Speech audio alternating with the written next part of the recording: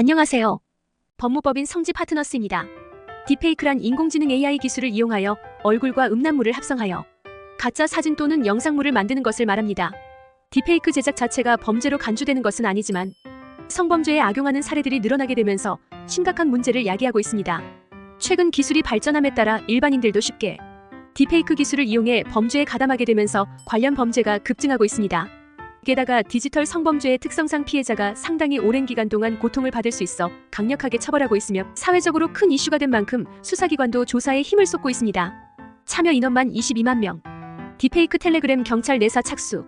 경찰은 여성 얼굴 사진에 음란물을 합성하는 딥페이크 성범죄 피해 리스트를 내사 중에 있습니다. 서울경찰청 사이버범죄수사대는 최근 사회적 관계망 서비스를 통해 확산하고 있는 불법 합성물 제작 텔레그램 채널과 관련해 내사에 착수했습니다. 최근 각종 온라인 커뮤니티에 딥페이크 텔레그램 피해자 학교 명단이 게재되었으며 대학뿐 아니라 중고등학교 수십 군데도 포함돼 있었습니다. 경찰 관계자는 AI 딥페이크를 피해를 방지하기 위하여 수사 계획을 수립 및 검토하고 있는 것으로 전해집니다. 출처 뉴시스. 딥페이크 처벌 형량은 성폭력 범죄의 처벌 등에 관한 특례법에서 확인해 볼 수 있습니다. 반포 등을 할 목적을 가지고 사람의 얼굴이나 신체 또는 음성을 대상으로 한 촬영물, 영상물 또는 음성물을 영상물 등의 대상자의 의사에 반하여 성적 욕망 또는 수치심을 유발할 수 있는 형태로 편집하거나 합성하였다면 5년 이하의 징역 또는 5천만 원 이하의 벌금형에 처할 수 있습니다. 만일 해당 AI 딥페이크 영상을 영리 목적으로 대상자의 의사에 반해 정보통신망을 이용하여 반포하였다면 7년 이하의 징역을 선고받을 수 있으며 상습적으로 딥페이크 범죄를 저질렀다면 그 죄에 정한 형의 2분의 1까지 가중된 처벌을 받게 됩니다. 특히나 딥페이크의 경우 통신매체 이용 음란죄와 연관되는 사례도 많습니다. 본인 또는 다른 사람의 성적 욕망을 유발하거나 만족시킬 목적을 가지고 전화나 우편, 컴퓨터 등의 통신매체를 이용하여 성적 수치심이나 혐오감을 일으키는 말이나 글, 그림, 영상 또는 물건을 상대방에게 도달한 사람은 2년 이하의 징역 또는 2천만 원 이하의 벌금형에 처해집니다. 감형받고 싶다면 어떻게 해야 할까? AI 딥페이크로 처벌 위기에 있다면 형량을 감형할 수 있는 요소를 준비해야 합니다. 법원은 판결을 할 때 피해자와 가해자의 합의 여부를 중점적으로 보게 됩니다. 따라서 피해자와 합의하는 것이 중요한데요. 그러나 상당한 수준의 정신적 고통을 받고 있는 피해자의 입장에서 쉽게 합의에 응할 가능성은 낮으므로 대리인을 통해 합의를 시도하는 것이 좋습니다. 다만 딥페이크 범죄는 반의사 불벌죄가 아니므로 피해자와 합의 유무와 상관없이 법적인 절차는 이어집니다.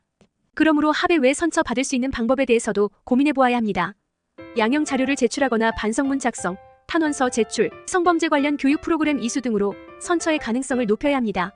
지인 능욕방, 겹지인방 등 딥페이크 범죄에 연루되었다면 어떠한 방법으로 대응해야 할지를 고민해 보아야 합니다. 그 이유는 대처 방법에 따라 결과에 큰 차이를 보일 수 있기 때문인데요. 그러므로 딥페이크 범죄의 피의자라면 변호인 선임을 통해 전문가의 판단을 받아보는 것이 좋습니다. 딥페이크 텔레그램 제작으로 경찰에 적발된 의뢰인, 변호인 조력으로 집행유예 선고.